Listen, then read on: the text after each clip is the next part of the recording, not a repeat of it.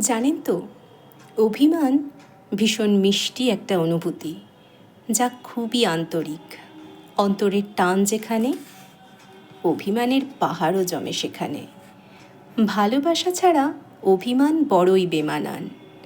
অভিমান হলো নিঃশব্দ ভালোবাসার বহিঃপ্রকাশ, যেখানে শব্দ কম, আবেগ থাকে রাশি রাশি।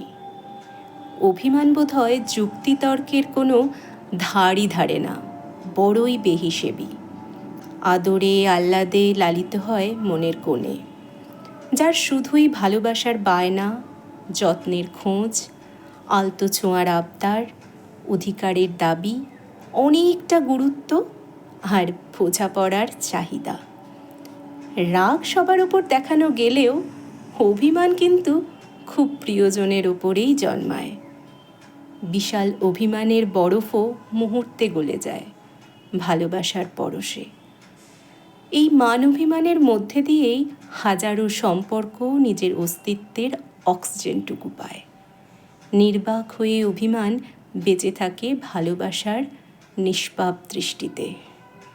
কলমেও কণ্ঠে, রাজলক্ষ্মী।